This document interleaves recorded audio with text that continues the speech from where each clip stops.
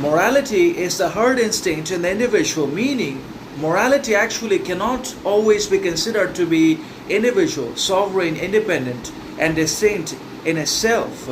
because morality actually has not always been in itself a quality or a condition of sovereignty, individuality, distinction, independence, indifference, character, whatever you want to call it. But morality cannot be considered to be a creation of the individual mind or the individual man himself, because he obeys morality. He always abides by certain laws, rules, regulations, and definitive principles, not because he always wants to or desires to, or because he has order, discipline, character, morality, maturity within himself, but because of fear of societal isolation, public rejection, and obviously the threat of law, external authorities, outside powers, malicious influences, etc. So we abide by morality, we obey morality, we basically are moral, not because of individual necessities or because it is an individual, sovereign, independent, liberating quality, but because we live in constant fear and threat from external authorities, outside conditions,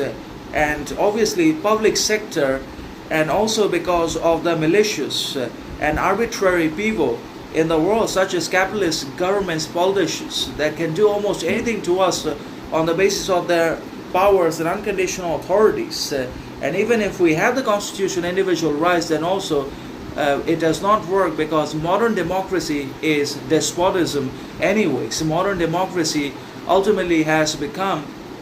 or it has been systematically transformed into an exploitation and manipulative strategy and tool for and by the billionaires, capitalists, bureaucrats, and other malicious peoples as well. So morality in the individual man ultimately comes from society,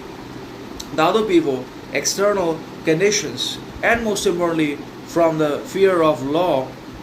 rejection, isolation, etc. So morality in the individual man is a herd instinct and not actually an independent, psychological, sovereign quality. So morality does not liberate us, it enslaves us in chains, because it comes from the society and not always our own. So basically we have to try to develop our own sovereign version of morality. We must go to great lengths and do significant work upon ourselves to ultimately cultivate and basically come up with our own sovereign, psychological,